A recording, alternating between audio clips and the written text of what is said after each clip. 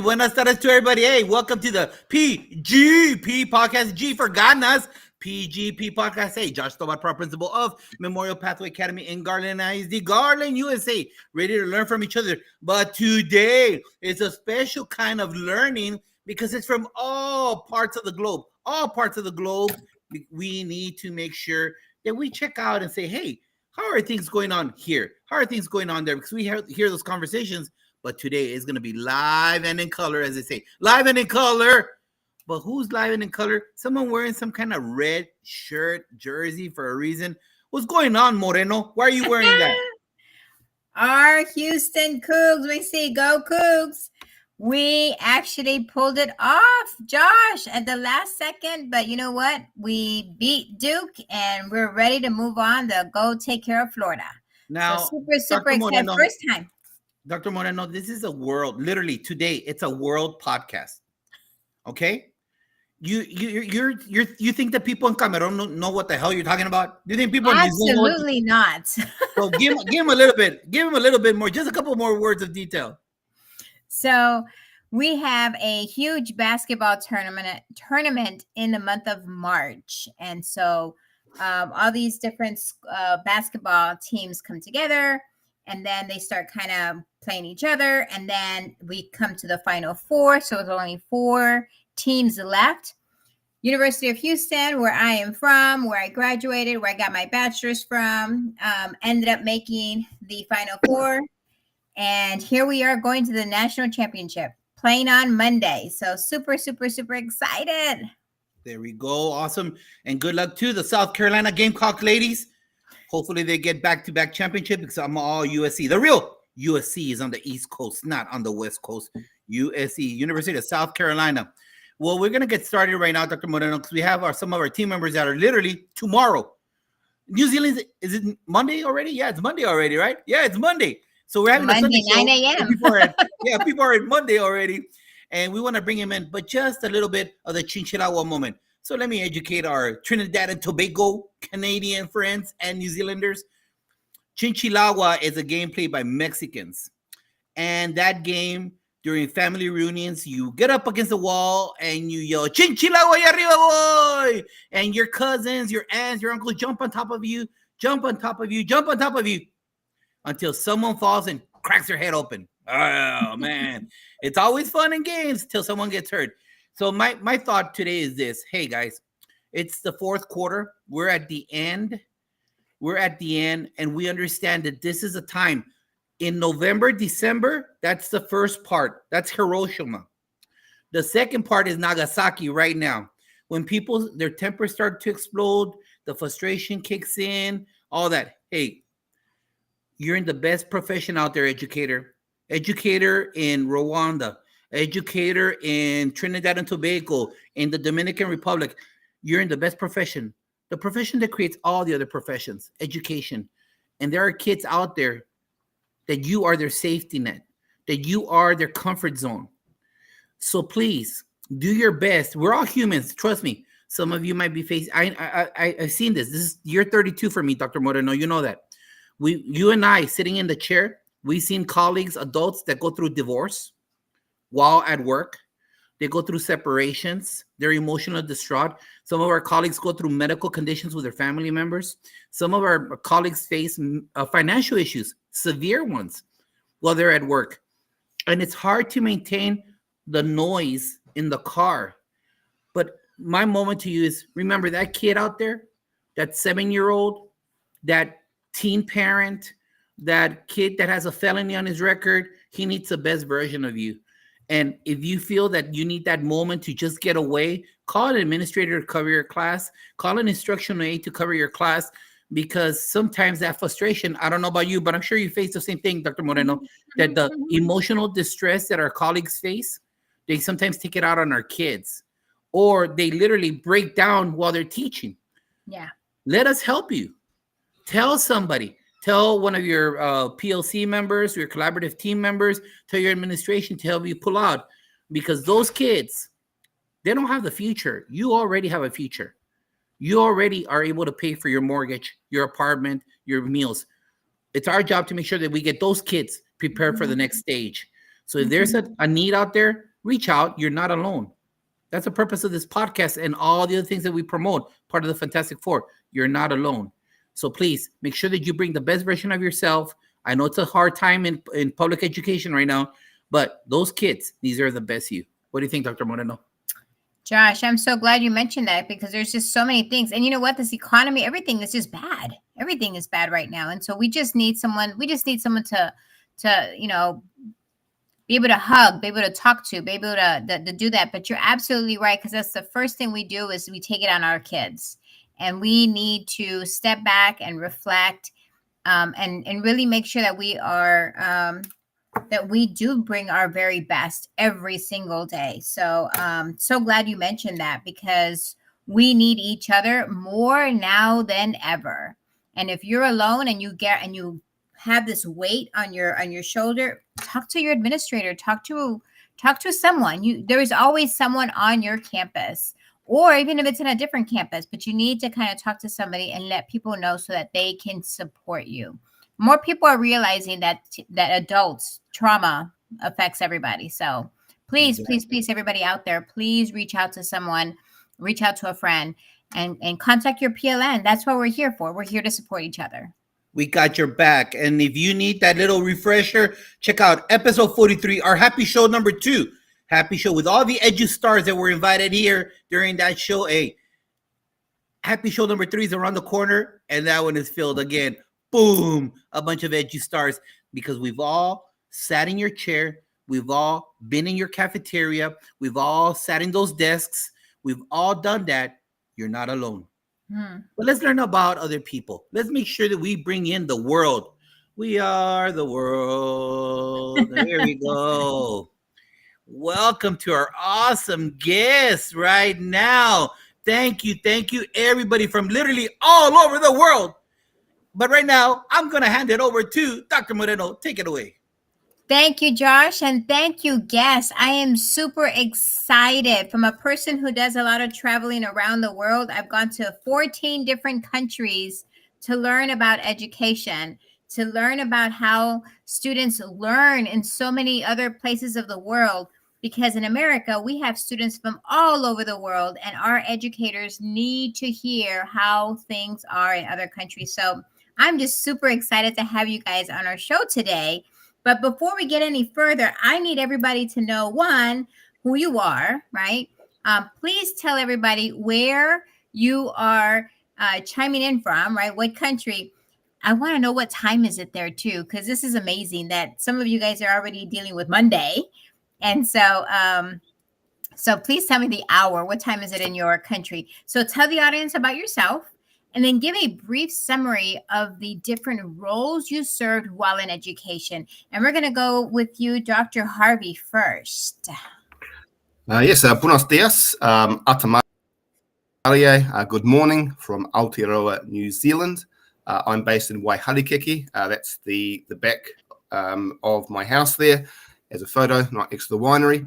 And in terms of my serving in different parts of education, so I've kind of moved from being a science teacher more into the EdTech space. So I teach a little bit of electronics at the moment, but I'm also Director of Innovative Learning at my college, Marlborough Boys College here in Waihalikiki. And what time is it in New Zealand?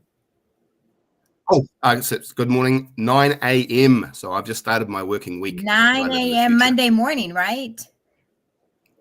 Exactly. Awesome. Yep. Awesome. Thank you for sharing. How about you, Miss Ranu? Hi, hello. I'm from Trinidad and Tobago. I'm a principal of a primary school. I've been in the education system for 31 years and principal for 11 years. It's 5:08. We're still on a Sunday afternoon here in Trinidad. Sunday afternoon. Okay. And Mr. Tim Stevenson.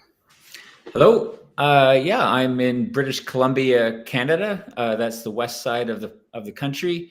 I'm a science teacher, astronomy teacher. I teach astronomy is my main thing, which is, I think, quite unique in terms of educators. I've been in the business for 32 years. And I believe I can safely say that I'm now in my last 2 or 3 months of my career. I'm planning to retire June 30th. Yeah. So how about that, eh? And it is presently 10 past 2 in the afternoon, Sunday afternoon. Okay. So not too crazy just yet, right? You're still on Sunday. Awesome, guys. It's just such an honor. So we just to kind of recap, New Zealand, Canada, and Ranu, where were you from again one time? Turks Trinidad. and Caicos? No, Trinidad. Let me write my notes here because okay, got it. Thank you guys. I appreciate it. And I'm looking forward to hearing more about the education system in all of your countries because I haven't been to either one of them. Hey, Ranu, teach me. When I've learned Trinidad and Tobago, we don't mention Tobago, or is there something that I don't know there? So it's Trinidad and Tobago. It's 2 separate islands. So I live in Trinidad. I live and I work in Trinidad. So Tobago is another island. So when us Westerners, whenever we hear Trinidad and Tobago, you guys identify yourself as either island only?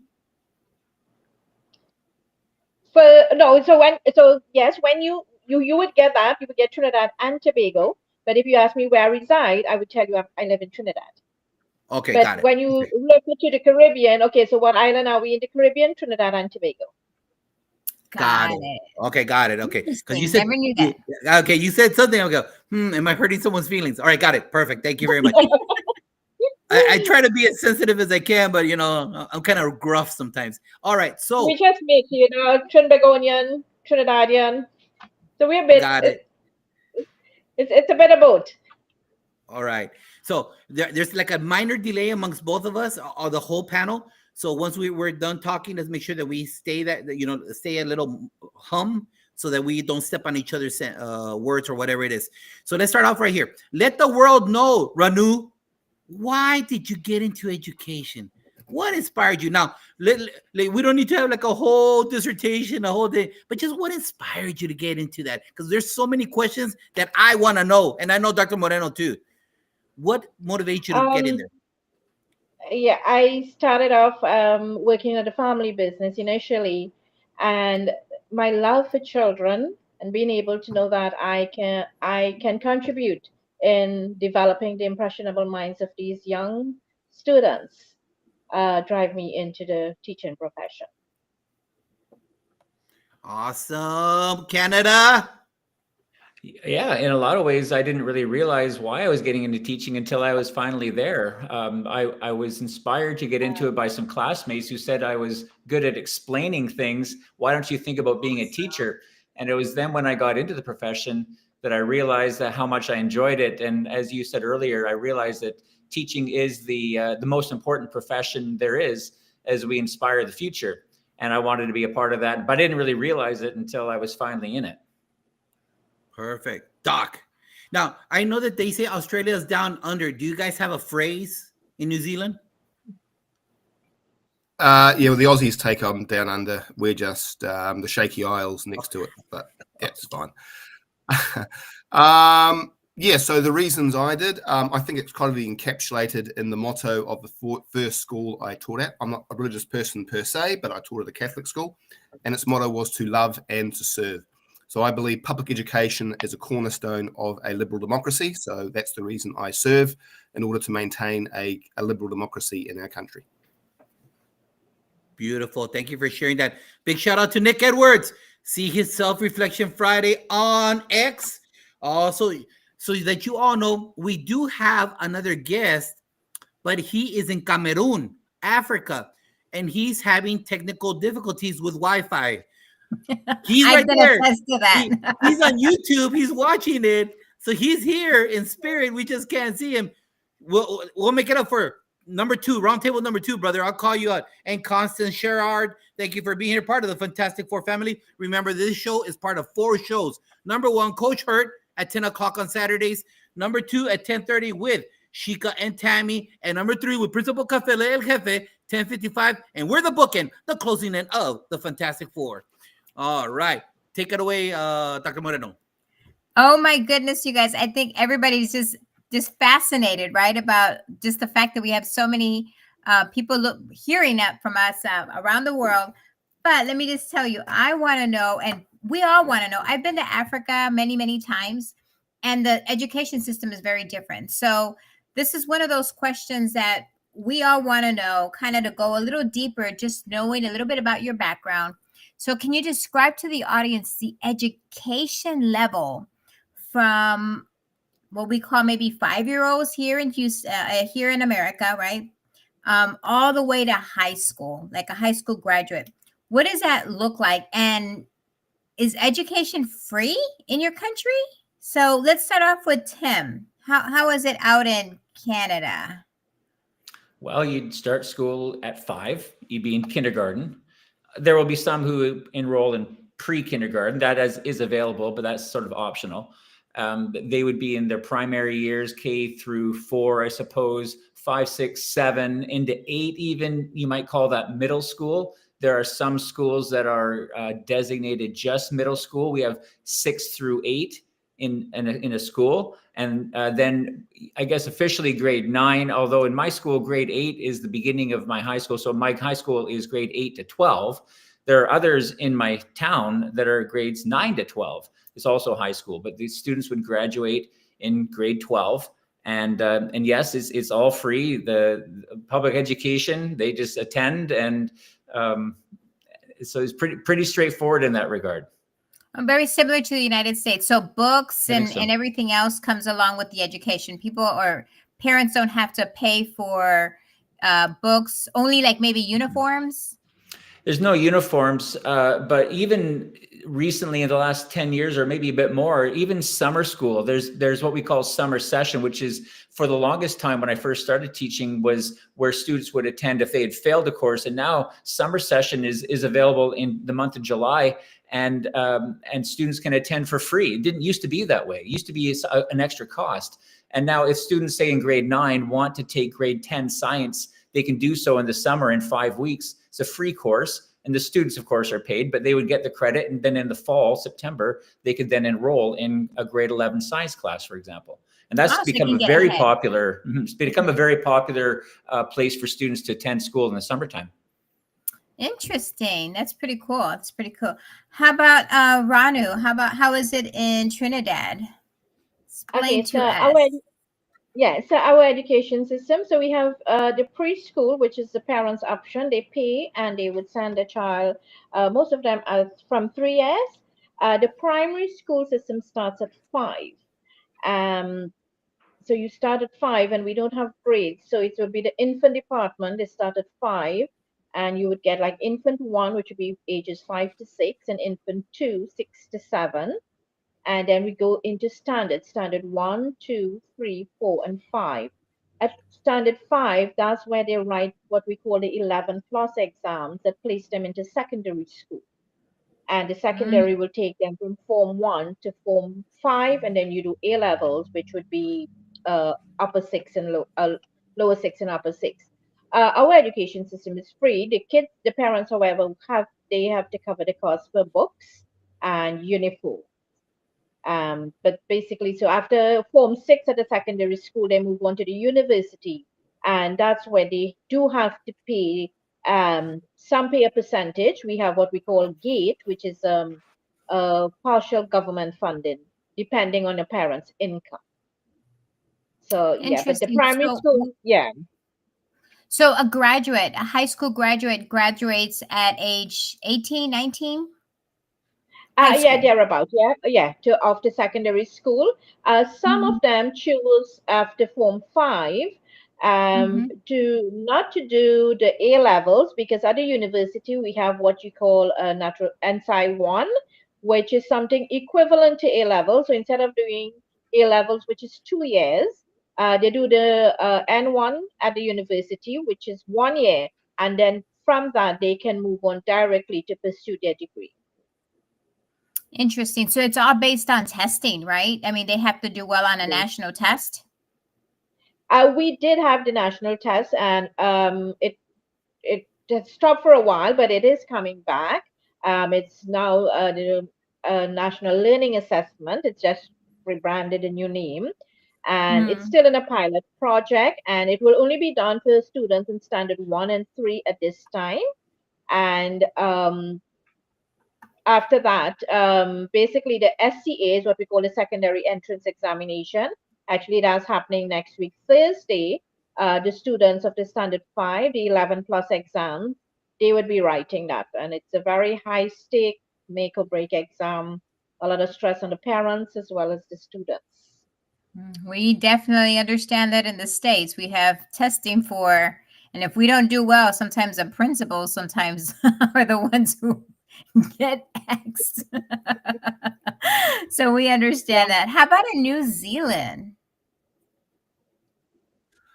Very similar to Ranu because we are based on the British system, except we don't call them standards or anything like that. It's just basically kindergarten is year 1, then we move up to primary 3 to year 7, and then year 7 school or intermediate, and then year 13 are going to be at your high school at the moment. In terms of the framework of our education system, we have private schools like most, I'm sure that there are also those in Trinidad. Our public education system is going under a bit of transition at the moment because we have a particular right-wing government, and they're trying to convert those public schools into public-private partnerships, charter schools. But I guess from an American point of view, the public system would be seen as charter schools anyway, because every school is autonomous. They don't actually have a district that you get instructions from. They are all kind of do their own directors, which are basically parents who direct actually how the school runs. Yeah. Interesting. At a local level. Yeah. And there's also national exams, you said, right? We do have a national assessment. So we have NCEA, the National Certificate of Educational Achievement, which the students can get either level 1, level 2, or level 3 in. So starting at the age of about 18. So there's 3 years of assessments which lead to different levels of achievement. Yeah. And so they still graduate age 18, 19 as well, right? Yeah. Yes, similar to Trinidad, they all kind of graduate with level 3 NCEA by 18. Yeah. Awesome. Thank you so much. It's so different in so many countries, but yet we all still have those national standards. So, hey, Iowa, hey, Nebraska, they're going through it too. All right. Hey, all right. Hey, Wyoming, you guys with your open ranges and your horses, they're going through it too. All right. It's global. It's the system. Well, talking about the system down in New Zealand, obviously, again, like we said before the show, even in the United States, we have 15 types of education system because the states control education. So what happens in Iowa, in Texas, in Florida, we're radically different sometimes. And even our alphabet soup of what special ed is, what EL is, it's all totally different. So let's try to keep it as simple as possible. What do you need to earn to become a teacher and an administrator in your country, Doc? What do you need to, what kind of degree do you need to have to become an educator? Obviously, there's elementary. Obviously, there's middle school. Obviously, elementary and secondary. Let's just keep it generic, as basic as we can in the conversation. What do you need to do to become a classroom educator and an administrator in New Zealand? Well, that's changing with the charter school legislation. So before the charter school legislation, you needed to have a 1-year teaching diploma, either in primary or secondary education, and ideally a graduate degree, grade 7. So that's kind of a bachelor's in your chosen subject. But now with the change of government, that is no longer required. You can just get hired off the street. What? So that's yeah. There's no requirement now for a charter school to employ a teacher with a qualification. They can basically hire whoever they like. So that's one of the reasons I'm a member of the Post-Primary Teachers Association, pushing back against this because we want our best people to be in front of our students. So that's why we're pushing against that legislation. Yeah, so that's the new legislation coming through. But you need a degree, correct? No, you do just anybody. Yeah, no. Yeah, just a bachelor's degree. No, to be a teacher at a charter school, you can just get hired. Yeah. Yep. So it's did as I get shocking that to right, you as it is to me. Beforehand, before the legislation, you needed you needed a bachelor's degree, diploma in teaching. Now you can basically be hired without anything. You can be anybody. No bachelors? No, nothing. And obviously there's no way that we understand or want to get involved in New Zealand politics because we have our own mess. But is the mentality, because you guys, it's an appropriate question, is it because you guys have a lack of educators like we do in the United States, since we can't find them? And you know what's happening kind of here? People that don't have education, a degree, or are working towards it, get a waiver to become an educator. So I'm trying to make a connection to USA and New Zealand. Yeah, that would be a limited authority to teach in our present framework. And I guess, the government is doing this. The argument is to make more innovative solutions. So having not just teachers teaching allows more innovative choices for student choice and parent choice. But one of the main reasons is we cannot find enough educator and non-teacher. You don't have to pay them as much, so it saves the school money.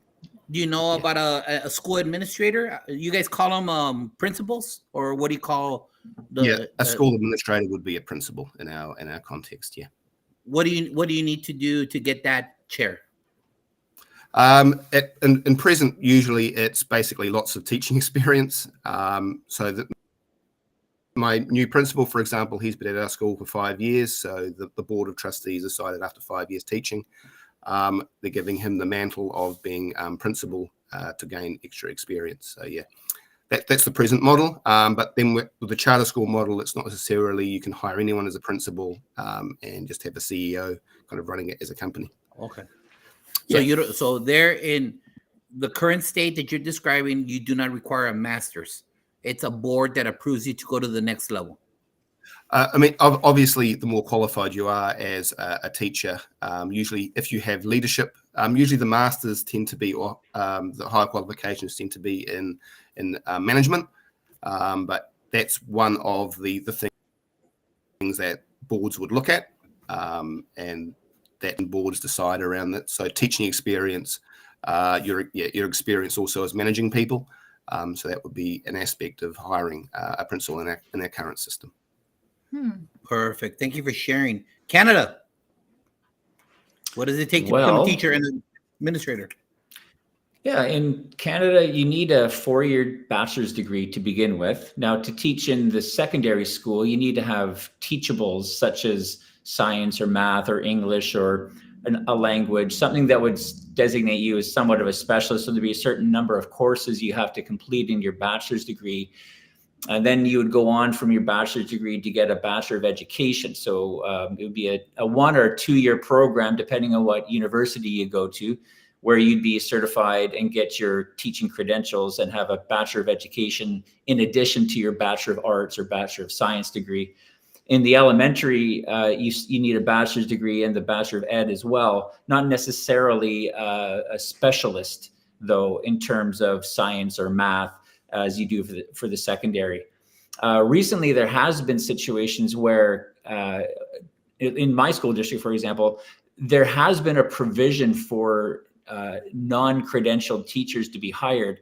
However, it's a highly vetted process. It's not an easy thing. Sure, it's in place that a teacher or a person can be hired to be a teacher without a teaching degree, but it's not happening a lot. It's in place because of a teacher shortage. But certainly in my school district, they go through a very rigorous vetting process to make sure that they have the right person. And in fact, last I heard, I think that they were only experimenting with this to a maximum of, I think they had 10 in mind that they were looking at over the last year or two. So certainly not on a regular basis. And I don't think anybody in my district would describe it as anybody off the street could apply. I mean, sure, you could apply, but you won't get the job. But for the most part, it's very true. We have a very, very high shortage of teachers. There's a lot of classes go unfilled. So if anybody's looking for work, I'm telling you right now, British Columbia and across the country of Canada, there is a shortage of teachers. Kids are walking out of university straight into full-time jobs. Wow. And what would be is there, again, I'm trying to equate it. Is there like you guys have provinces, right?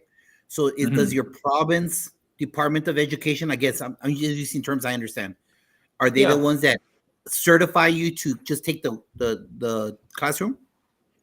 That's right. So the Ministry of Education in each province would certify the graduate from the Bachelor of Education program. And you can teach in other provinces. However, even there, if I were to teach, say, in the province of Ontario, I'd have to go through some pretty significant paperwork just to make sure that my credentials are on par with the Ontario requirements. Generally speaking, across the country, all provinces, the credentials are equivalent, but they still require a fairly significant amount of paperwork just to prove that you've been through the program. But otherwise, you probably wouldn't have too much of a difficult time getting a job from one province to the other without a little bit of paperwork. God, and what about for an administrator? Well, the administrators are generally taken out of the teaching profession. So these would be teachers who, for the most part, indicate to district staff that they have an interest in becoming an administrator. So they would make this desire known. And certainly in my district and many others, there are kind of like leadership mentorship programs. So for instance, if you wanted to become an administrator, which we call principals and vice principals, you would probably attend for a year or two a bi-monthly mentorship program, and you would become the pool from which is hired the administrators. So when positions open up, you would see them and you would apply for them, and you'd go through a fairly significant interview process, and you'd probably get hired. Interestingly, there's almost as much of an administrator shortage as there is a teacher shortage. And so, but generally speaking, they want to see you have some leadership, maybe some department head positions, some coaching, some that sort of thing within the school. So you've demonstrated some leadership qualities, and you've gone through the mentorship program, and you probably get hired once you've gone through the process of interviews. Got it. What about in your beautiful utopian island, Ranu, to become a educator and an administrator? Okay, so yes, combined, we would go with just 5 O-levels, while at least maths, English, and you must have one science, probably physics, chem bio, or human and social biology. And you would go through, so you start teaching with that, and then after about 3.5 years, then you go into teachers college where you would obtain your teacher's diploma. And so that's a system I would have gone through. Now, in order to become a teacher, you must have a degree in order to become a teacher in primary education. So for the system that I went through, so after becoming a teacher, I would have pursued my degree in educational administration. And it depends. So our system to become an administrator. So now, in order to become a teacher, you must have a degree in primary education. To step into administration at the primary level, so if you're in a school with a population less than 400, you would have a position, what we call a senior teacher position. That person sometimes is attached to a class, sometimes not. And so that's the stepping stone where you gain your administrative experience to be promoted. As one of the requirements to be a principal, that you must have at least 3 years in an administrative position. So the senior teacher would allow for that. In schools that have more than 400 students, you have what we call head of departments and vice principals. So those are the positions that would allow for administrative experience, the 3 years, and then you become a principal. To become a principal, one of the requirements is that you must have a degree in educational administration. Having a master's is a plus, but the requirement is you must have that degree in educational administration. My situation was Is that a bachelor's or is that a master's? a bachelor's in educational administration. Okay. My unique was I had my bachelor's. I was still a teacher after completing my bachelor's, and the principal retired and the senior teacher retired both at the same time. So I moved straight from a classroom teacher into administration. So I skipped the senior teacher position and went straight to administration. So so that's how the system works at the primary level. Beautiful. Thank you for sharing. Dr. Moreno. Oh my goodness. So interesting. It's so interesting and fascinating hearing all of your the different requirements. Let's go back to the kids again, right? How in your countries, and I'm going to start off with Canada. I'll talk to Tim first. In Canada, how does Canada view going to college? Is it something that you push for? Is it saying, guys, you must go to college? Is it like a trade school that is okay? And what is needed? Just is it a high school diploma and then there's certain tracks that you have to go through, or you could just choose any college? How does that work? Yeah. And actually, I should first of all say, previous to the principal question, our principals also have to have a master's degree. In to Canada. apply. Mm-hmm. Yeah. They want you to have a master's degree, if not are working on a master's degree in order to be an administrator in our. Yeah, in that's Canada. similar to the United States. Yeah. You need to, well, at least in Texas, I can say Texas. I don't know anything about in any other states because every state is different. Similar to but in Canada. Texas, you must have a master's. So for a student, there is a strong push for universities for sure. There's always talk about academic achievement and pushing for the highest possible grades, because universities still looked upon as the end goal. Like, we're going to high school in order to get to university. And personally, if I were kind of in charge, I would probably temper that a little bit, because I think there's a lot of ways to have a successful career. I don't think university is the only one, but certainly is pushed significantly in my context. We have other options though. There's 2-year diploma programs at technical schools. There are trade programs that a lot of students find great success in. And in fact, there's a lot of students who go straight into the workforce from high school and are quite satisfied with where they're at, even with that. But certainly in the school, I talk to students all the time about how they need to have high grades, and I ask them all the time, well, why do you need such high grades? And they put themselves under so much stress because they say, I have to have these 95% averages and higher in order to get into university. And I always say to them, what university are you trying to get into that requires perfection to be the requirement? So I think it's kind of too bad that there's this strong emphasis that that university is the only way to success, because it really isn't. But by all means, we have AP advanced placement courses that students take, and they write AP exams, and they do their best to get their volunteer experiences and their clubs and to build their resume, so that when they apply to universities, they're a more likely candidate. And especially since, like as we were discussing earlier, in Canada now, and certainly in British Columbia anyway, there are no more standardized exams to graduate. Like I heard some of you talking about earlier. Yeah. We used to have provincial exams. If you took chemistry in grade 12, you would write a grade 12 provincial exam. Well, that exam has disappeared probably about 15 years ago. So there's other exams. There's numeracy exams and literacy exams, but these exams are much more generic, and they don't hold the same sort of fear factor that a chemistry or physics exam used to hold in the old days. But that was always a requirement to get into university, but no longer. It isn't anymore.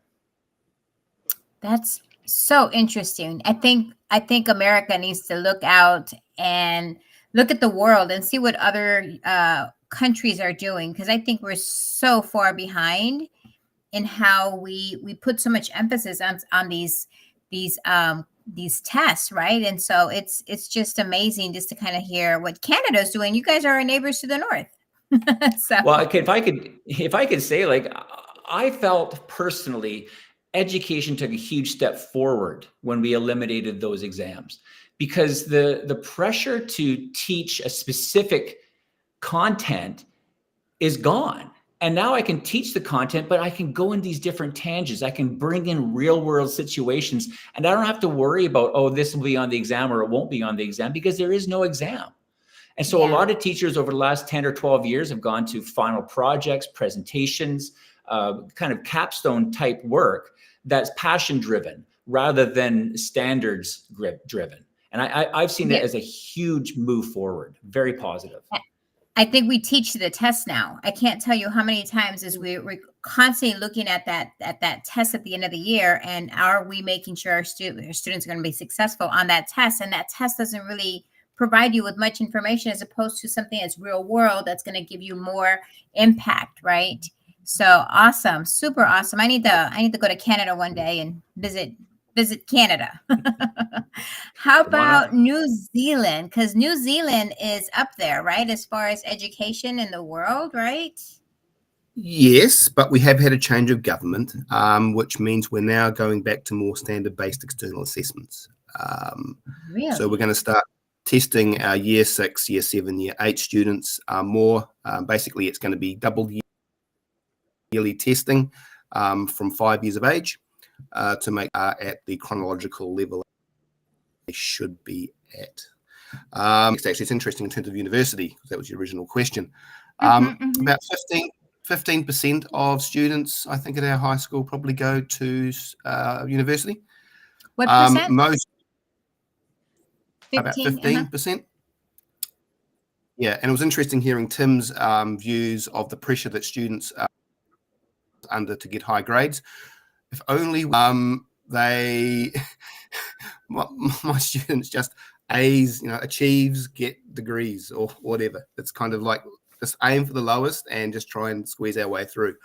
Because a lot of our boys tend to go, because we're in a kind of a rural area, tend to go work on the farm or work at Mitre 10 or Bunnings, which is hardware stores. So it's not really a drive to go to university. Other bigger schools in Auckland, for example, schools, there's more of a drive to get high grades to go to university, but we don't have that kind of drive from our community to focus on assessment. The drive actually is more a graduate profile. So we've had conversations with our parents and our local iwi tribes, and they've given us the 4 different criteria that they want graduates to have by the end of it. And it's the idea of being lifelong learners, being leaders, being problem solvers, and things around that. So it's more, and because we have tomorrow's schools, we can be independent. So the government can say, "Oh, we're doing. Oh, that's nice. We're going to do something else." So yeah. Wow. So you have the leeway then to do what you think is best. Is that what you're saying? Yeah, because we still have the autonomy of our board of trustees model and independent school model to do what we want for our community. Wow. Yeah. Wow. That is so cool. And I bet your teachers just love it. Well, different, because the older teachers tend to think, well, they need to go do more exams. There's no rigor in this. Whereas seeing the students as humans, not just basically exam robots, I mental health and better for the students. Yeah. And that's what parents are saying anyway. Okay. What about in Trinidad? I'm sure it's very different there as well. Very rigid, and I love, as Tim said, it's the fear factor. We are academically inclined. Our system was adopted from the British system. So yes, we took multiple intelligences and everything else, but at the end of the day, we do a paper and pencil test at the end. So for the 11 plus at the primary school, as I mentioned earlier, we have the secondary entrance examination, and that places students into the secondary school system, and it's all based on their performance at that exam. They are tested in 3 areas: mathematics, English language arts, and that's a grammar structure paper, and creative writing. And depending on that, they go to a secondary school. And from the secondary school, they again, they're based on the O levels and the A levels. Then you go on to university. And what we do have is so some of the students who may not perform highly academic at the SEA examination, they normally go into what we call like a life center where they learn a skill. And some of the secondary schools, what we call they are more like based on your where you live. Some of those schools do provide courses, probably like in mechanics or plumbing or whatever the case might be. But the life centers are the ones that really develop those skills for those who are not so academically inclined. And the system, like I said, so it's heavily academically inclined. We rarely cater for those students who are not so academically inclined. It's really a sad situation with regards to our education system, because everything is academic and it's a fear factor of having this exam. And as I said, the SEA exam is a make or break exam, and you look at the performance, and yeah. So basically, that's it. So it's based on those Yeah. performances that will determine if you go to the university or if you go to like a trade school or something like that. Yes, at the SEA level, yes. At the SEA level, you go to you are placed in a secondary school based on your results, and one of the places that from based on your results, you can be assigned to one of what we call the life centers that will teach you a trade, and then we may have those dropouts because my parents can't afford to send me to the trade center, which is probably far from where I reside. So you have the dropouts who would just go learn a trade, and then they go to the secondary school and they are faced with all the challenges there. So you 30% and you go to secondary school and you are faced with all the challenges. You can't cope at a primary school. So you go to the secondary school and it's frustration level. And that's where we have, the kids dropping out at that level as well. Because in Form 3 at the secondary school, they are faced with another exam before they write the O levels. So, like I said, we are academically inclined throughout its exams, and that fear factor that we can continuously instill in the kids. Wow, Josh, dropouts. Did you hear what she said? Wow. I mean, I guess it happens in other countries too. All over. All over. Hey, someone has to go teach a class. How dare he be Monday? It's Sunday, sir. It is Sunday, sir. How dare you be ahead of the clock? I want you to finish this. This is your drop mic. You can't do the Échale Ganas questions, but I want you to answer this question. Fill in the blank. Dot. Here it goes. If I was in charge of the education system in my country, I would blank to make it better for kids. I would put students at the heart of it. So that's the key. It's about developing those relationships. It's basically listening to them what they want rather than trying to impose our system on them. So it's basically just. Awesome. Thank you for being here. We know Thank you have to go read your kids at the door. Thank you for being here. Appreciate you. Okay, yep. God bless you. Thank you. No worries. Have a Yes. great Monday. I will. Bye now. Bye. All right, guys. Let's my question to you all is this. Like I said, there's no way we're gonna do any of these questions really justice, because you're laying foundation in our brains and we're trying to equate it. We find the common stuff, but I'm like, level 1, phase 3, phase 2. I'm like, oh wow, what does that mean? So just like I said before we started the show, just superficial on the very top. I'm gonna ask you this question. We'll start off here with Tim in Canada. How do you address the different needs of your kids? So I'm just gonna use 3 different topics. Welcome to Melissa Jones Chunu from Tulsa, Oklahoma. Todd McKeever Jeever. Nice seeing you guys here. Fantastic 4 family members. Tim, and we don't have to get into the weeds because we wouldn't do it justice. But I know in America, like for us here in the state of Texas, we're right on the border, okay? And like in my humble home, I've got 14 languages being spoken in my home, okay? And so I know in other parts of Texas, border cities, we have a variety of languages being spoken. So my question to you and Ranu are this: how do you address kids that are special ed, that are they're learning English, or they might be natives? Because I get a lot of native kids that don't speak Spanish from Mexico. They're indigenous in Mexico, so they don't speak Spanish. They speak a dialect of Spanish or a version of that. And how do you address kids with that language acquisition and the gifted and talented? I don't know what we try to service them all in the same area, and it's difficult because sometimes we don't mean to leave anyone out, but in America, it's all. You're gonna take care of them all, one way or the other. So, what happens in Canada, Tim? What happens there in regards to kids that are GT? Obviously, that label, I'm just using it generically because there's different versions of GT. I don't want to get in the weeds with that. Kids that are acquiring English, because I know in Canada, you guys are getting a lot of immigrants. I know you have a lot of people coming in there. And how are you addressing kids with special needs? Well, it's certainly true that in any given classroom, there's a lot more streaming than there used to be. So I'm going to have everybody, as you've described them, in any given class. Now, mind you, there are a lot of classes available. So there's also a lot of programs. Now, this is also school-based. Like in my school, there's so many programs available to meet all of these different needs that you've just described. There's almost a different teacher, a different class that these students can take, but then there's always going to be within even an academic course, those who are more gifted academically and those who are less, those who are speaking a language for the first time and those who are speaking it for a lifetime. What do? You have to be there for all of them. I think at a teacher level, you have to recognize who your audience is.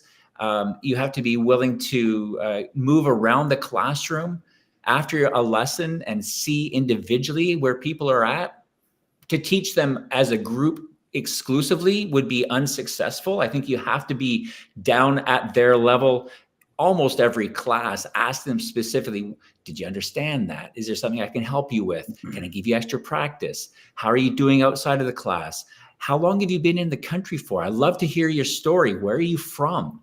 Tell me about your school, where you were. I had this beautiful girl come from Liberia last year, and her story of her private girls' school in Africa was just amazing. And I just loved hearing and she said, kids are so different in Canada. And I said, tell me about that. And she just loved to just relay these stories. And one day my wife came in to pick me up, and I said, we got to come over here, meet her. So those individual personalized kind of moments, I think, are the way to deal with the variety of people. Because if I just ignored the fact that there's a great collage, I wouldn't meet any of their needs. And so I do teach a lesson. I think probably a lot of teachers do this. You teach your lesson and then you move around the classroom and you say, how did that sit with you? And that's how I am getting to this great variety of people that you've just described. Ranu? At my school, we don't have as many students with different languages. We do have an influx at the moment with a lot of Venezuelan in the country, and certain schools. Really? Yes, we do. It's been a while now, and the government has recently made provisions for the Venezuelan students at certain schools. My school, unfortunately, we are not one of them. So, but we do have from time to time probably one student who will be like I had one from Dominican Republic and one from India, actually one from India presently. So we did have that little language barrier, getting them to understand. They do know some English, but not as much to probably converse, really good with the other students. The little one from Dominican Republic, I remember at a lunchtime I asked her, so Maria, do you have friends? And she go like, dos amigos. It's like, okay, so I understand.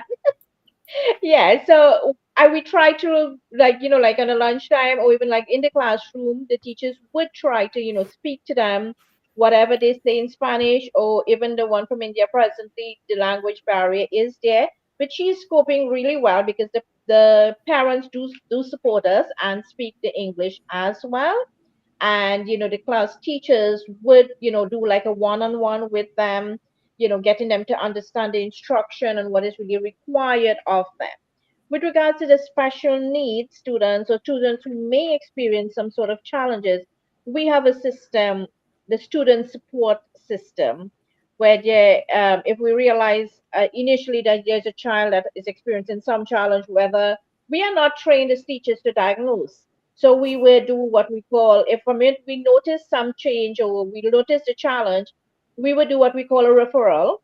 And we have our school-based intervention team that would tap into it first. Okay, the teacher might identify a certain challenge. We try internally to see if we can assist. And if we can't, we do an external referral that goes to the student support service. They would send a special ed person who will diagnose the child to see, okay, this is what are the challenge. And normally they will send a guidance officer or social worker to the school, and they would work with the school to see how we can help the student, and if possible, send a student aid to assist the child through the academic term. However, they are short-staffed, and we are seeing the situation where the children are not being given equality, equity in education. It's a sad situation, but it's reality. Thank you for sharing that. Thank you for being, and again, Dr. Moreno, ain't no different. Ain't no different. Don't matter from your beautiful island to North Texas or Houston. We feel you. We feel you. Understand you. Dr. Moreno, take it away. So, a question to all the administrators that are out there. I'm sure they want to know, how do you handle behavior, discipline in your school? So I know it's a big challenge here.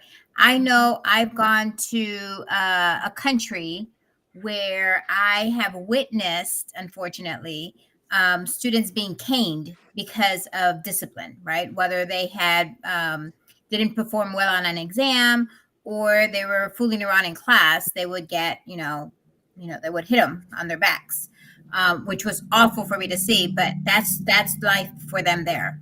I've witnessed here in the United States where I've had students that I know of still gets swatted, where they hit them on their butts, right? I saw that still happening in Texas. I was really surprised. So I'm curious, how do you handle behavior in schools, such as like disruption or fights or drug use? So just kind of overview, how do you handle this in Canada? Sorry. Yeah, we stopped hitting the kids a year or two ago. Only? Just kidding. No. Just kidding. Just kidding. Oh boy. My whole philosophy of discipline is it has to be proactive. Now, there's a difference perhaps between the way I think it should be done and the way it is done. But sometimes the limitation is you have one vice principal might be responsible for 600 or 700 students. Certainly that's the case in my school. We have 3 vice principals and there's 2,200 students, and they divide the alphabet up in thirds. So hopefully all 600 or 700 aren't being bad at the same time. And I don't think that happens, but they're run off their feet. Where I would jump in is in the relationship piece. For example, it's not an uncommon conversation for me to have with an administrator where they're looking for somebody's done something that's bad, whatever that might be. And the number of times I've listened to them describe who this person is, and I say, really? Like, I find that person to be such a nice, I like that kid. What? Mm-hmm. I think you must have the wrong person. And I think it's because my view of them on a relational level is far different than the vice principals at a non-relational level. And so they see the name, they see the behavior, and there's got to be discipline. And I see the name and I think, wait a minute, can I just talk to him first? Because I wonder if I could get to the bottom of this, because I've got a relationship with them. So if I'm not able to do that, I always say, you know what? Okay, maybe he did something bad. let me just tell you though something. They're a good person. They are. I've been working with him since grade 9. I know him. He's a good kid. Yeah, he's got troubles. Yeah, he's got some things he's got to deal with, and he's probably kids. immature. They're kids, for Pete's sake. So I always try to give them a good word because they're about to have a hammer laid down on them, and no, not literally, but and I just think the relationship. But I understand that if you are responsible for a 600 or 700 students, how can you have a relationship with them all? But that's part of the job. That's why you went into administration. You've got to be out and about. You be walking the hallways. I was in a school 3, 4, 5 years ago, and I'm telling you, this guy, he would be the second best principal in the world. Josh would be the first, and yes. And this guy I'm talking to, he was the principal at Mission Secondary.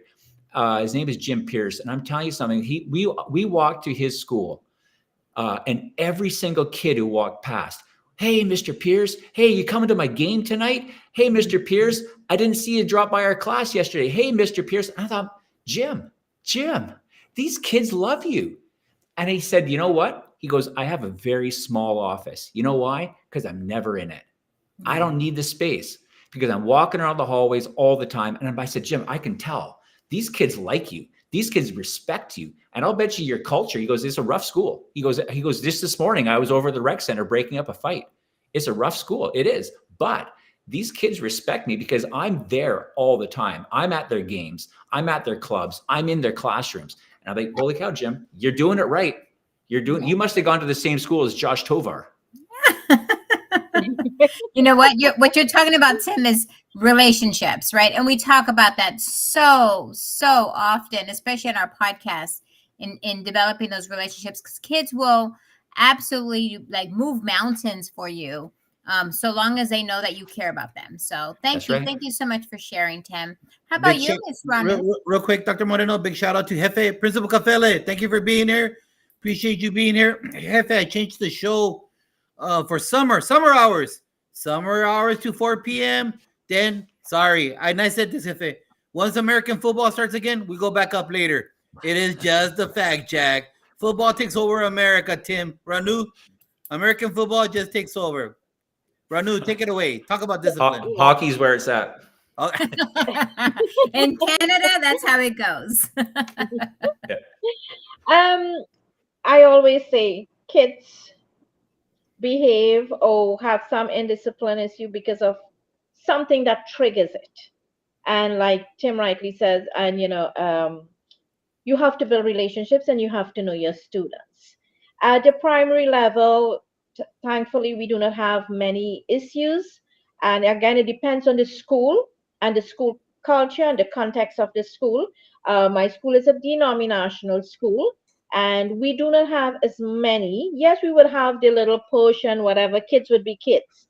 What we try to encourage is like a lot of lunchtime games and activities that will have the students actively together playing their games. And what I try to instill as well is while they play the games, yes, they will have the little differences. So it helps with conflict resolution as well. You show them, okay, yeah, you're playing a game of chess or you're playing a game of Ludo, whatever it is. They might have some disagreement and then one might want to leave. So we try to actively have them engaged during the lunchtime to avoid any fights or hits or whatever the case might be. We don't do corporal punishment. Many years ago, not only a couple of years like Tim, many years ago, we stopped the corporal punishment. So we have to find ways. And like Dr. Marina said, you do have to build relationship and you have to understand your students. Know your students. If you know your students, you would know what are the challenges that they are facing. Some of them did not sleep the night before because, some issues at home, some parental issue, whatever it is, divorce, separation, alcoholic parents. You do not know what the kids are going through. And they come in school and some of them lash out. Some of them come to the school looking at the teacher, going to the teacher to get that comfort and to get, okay, I don't have that. My mom is always busy. She comes home, she's tired. So they come to the school and, they might look at their teacher to give that motherly love and comfort. So knowing your students, building that relationship with your students definitely will help. And like I say, a teacher might very well point out this child is forever given issues, but you know that person is a different child, and you know there's always a good in someone, and you look at that little bit of good, whatever it is, and you build and develop on that. Absolutely. I tell people all the time, students will, there's always resistance sometimes between the child Yeah. and the adult, right? But it's our job to make sure that we chisel our way through those Very challenges much. and making sure it's just they don't trust us. That's the thing. They don't trust the adults just yet. So it's when you finally kind of chisel your way little by little, kind of breaking them in and letting them know that you care, because they're going to tell you, Miss, you do too much. Leave me alone. Quit helping me. It's that nagging that they tell us that we keep on doing, but it's not that we're nagging, it's just that we care about them, right?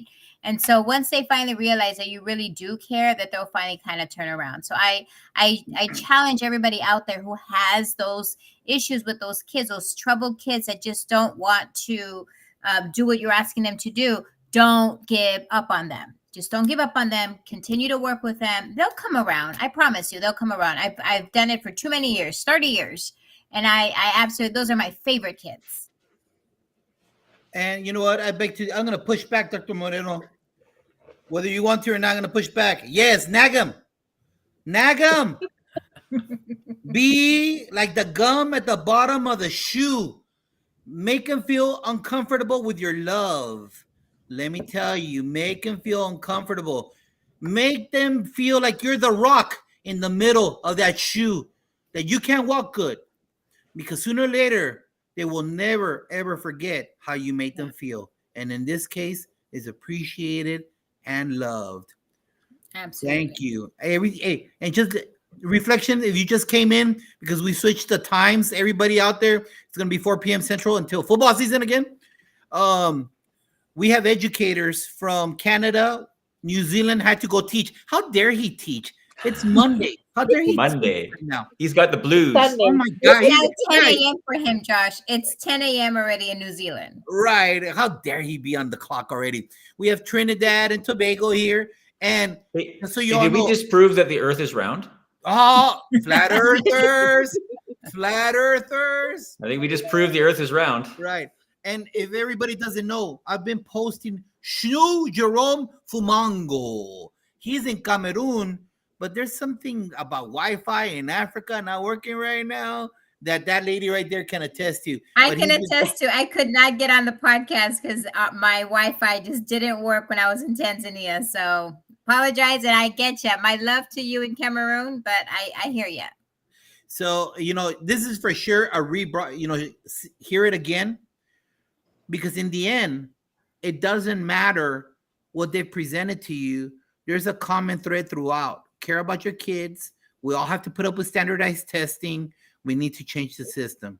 That's the thing that keeps on coming to my head from these 3 different countries.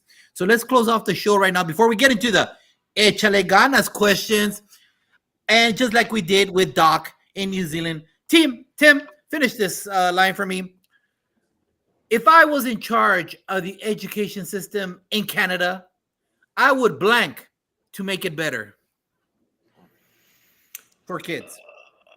I would wave a magic wand and encourage all teachers to let go of tradition and these sort of ingrained expectations that I need to teach these kids the way I was taught. Cut Drop that the out. mic. That's what I would do. Facts. Ranu, here we go. If I was in charge of the education system in Trinidad and Tobago, I would blank to make it better for kids. I definitely going to remove all standardization tests. One cap does not fit all. Come to British Columbia. I can. did I it. have a master's. I have a master's. I can get a job, and my master's Yes. is from the University of New Brunswick in Canada. Yes, There you go. we did it. There you go. Hey, Shika Houston, right there in South Carolina, just agreed right there of what you just said. Hey, Hey guys, you're Hey, why hearing why do all teachers say that, and the people who are in charge can't get it in their heads?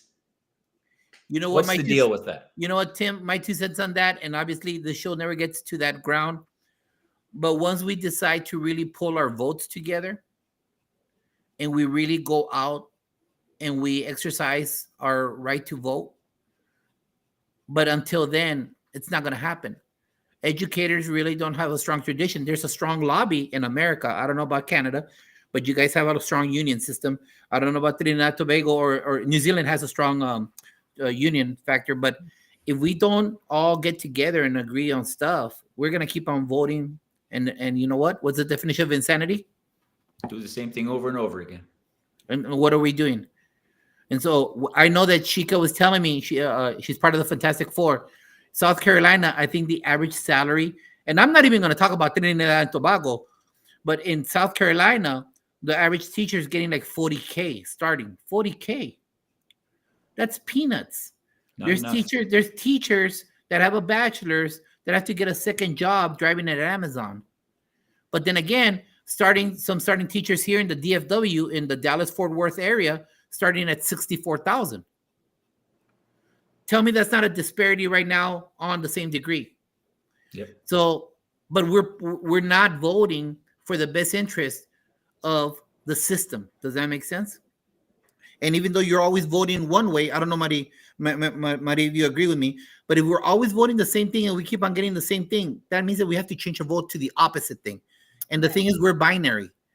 What sucks is that we don't have a third choice. You guys, and I don't know about Trinidad, I'm ignorant about your politics, but I don't know, you might have different parties, different political parties. And again, we're not getting into politics, but we have a binary selection here with power, air quotes power.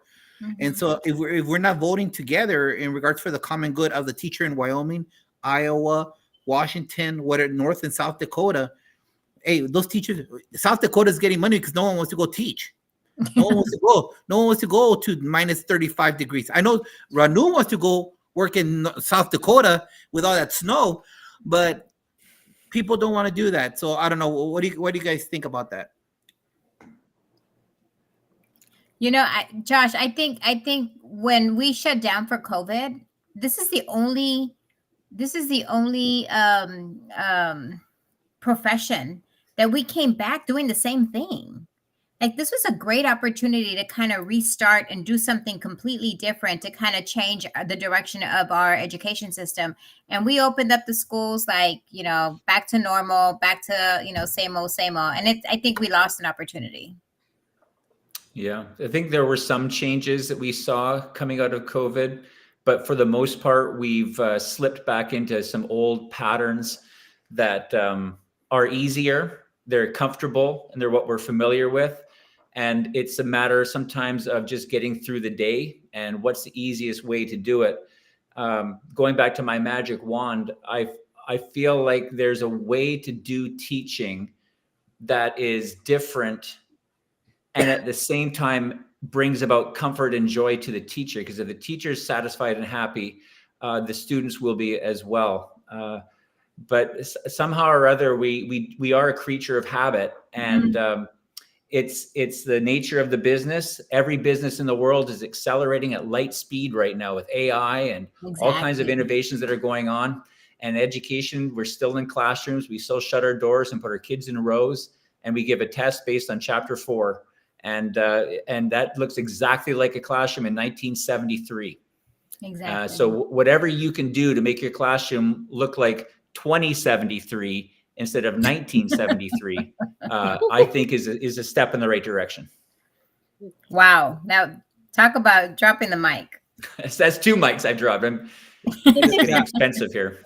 All right. Yeah. Here we go. We're closing off the show right now with the Échale Ganas questions. Let me indoctrinate you in Hispanic culture, Tim and Ranu.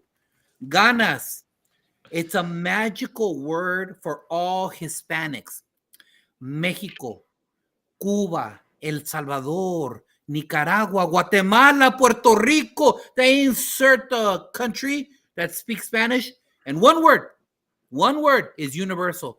And it said for grandma, great grandmother, to daughter, to grandchild. It said across the board. You have people yelling during a football game, during an orchestra, échale ganas, mija. There is no equate. There is no equate to the word ganas. That's why it's called the PGP, Puras Ganas podcast. So they try to say, Americans try to call it grit. It's not grit. It's spiritual. It's generational. So that's why we use ganas. So I want you to answer these 8 questions with ganas. Hard work. Now, it's a quick lightning round, guys. So don't start reading War and Peace over the Street, all right? Because then I'm going to go, Ranu, I know you guys are very relaxed in the Caribbean. Don't start reading 10,000 things, all right? It's a lightning round. I'm just saying. So we're going to start. Ladies first. Ranu, here we go. Give advice to a new teacher. Always build strong relationships with your students.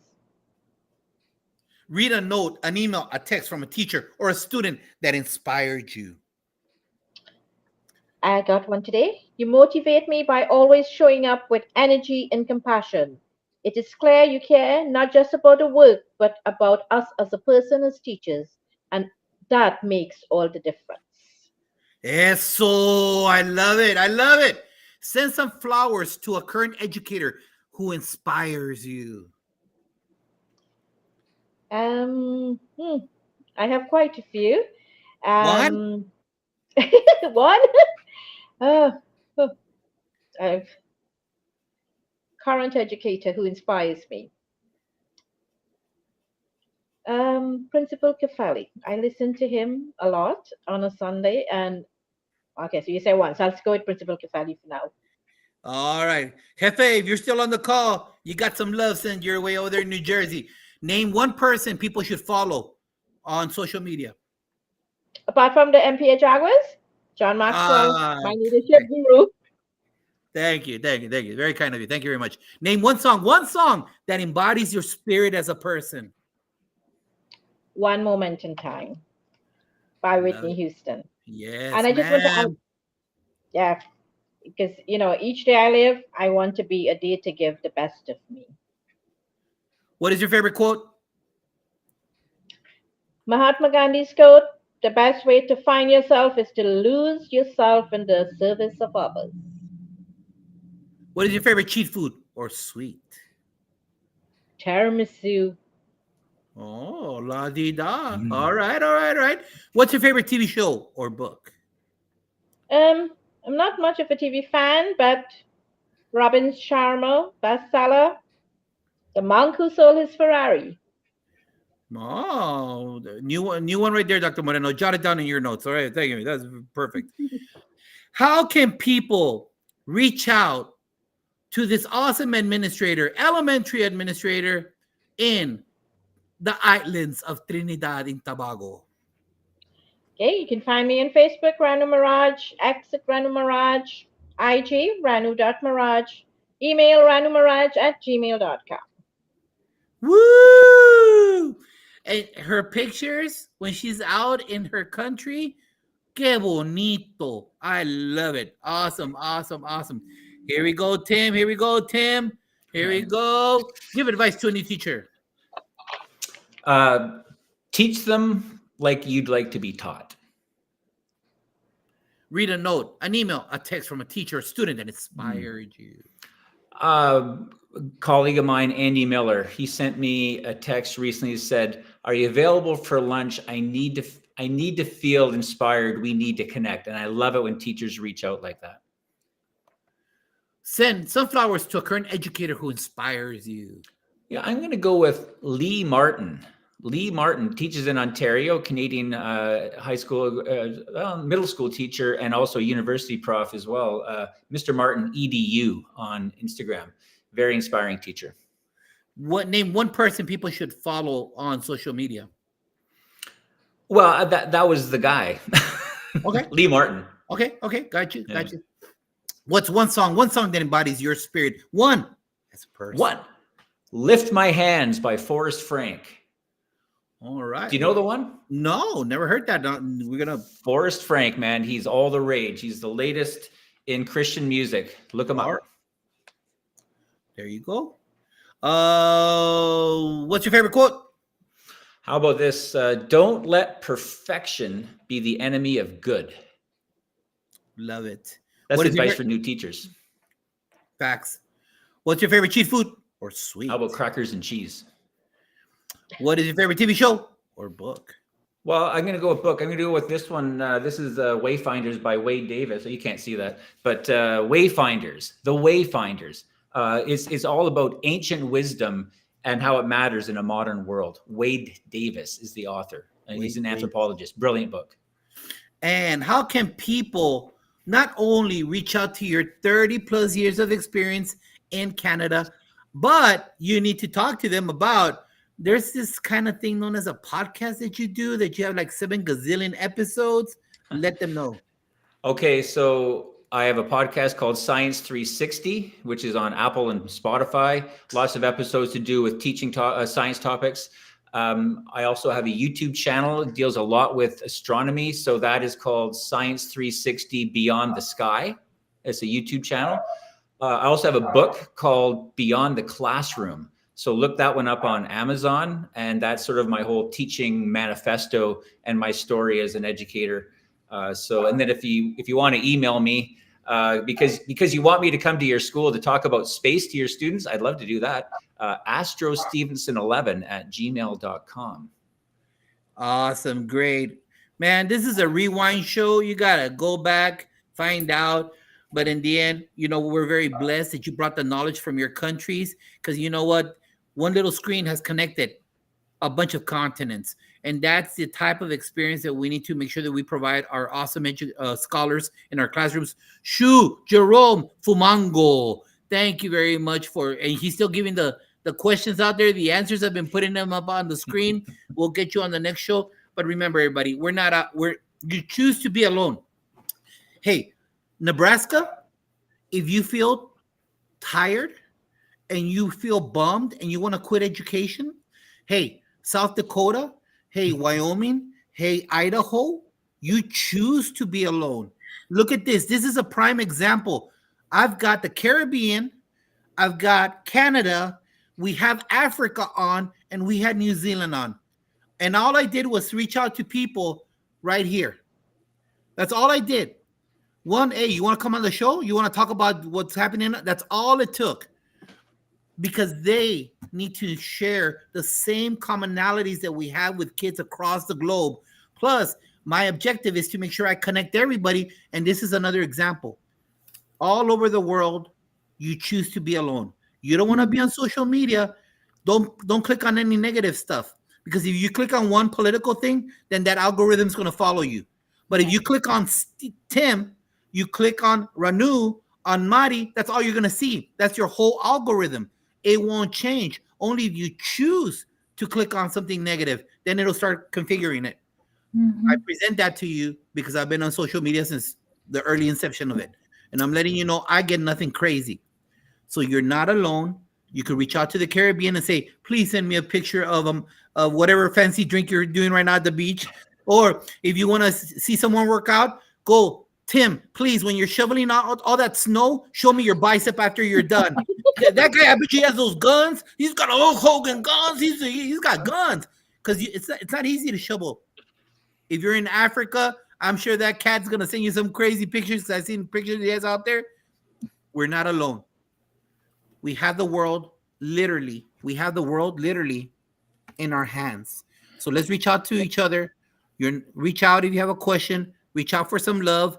So join us next week. Next week, it's the educators who teach future educators from the university perspective. So come on and join us next week. We want you. Like and share this show. Thank you for being here. Fantastic Four. Coach Hurt, 10 o'clock. Shika and Tammy, 10:30. Principal Cafela, 10:55. And the bookend, the PGP podcast at 4 p.m. Central. Thank you, everyone, for being here. Stay on the call, Ranu and Tim. Don't hang up. Say goodbye, everybody. Bye, everybody. Bye-bye. Bye.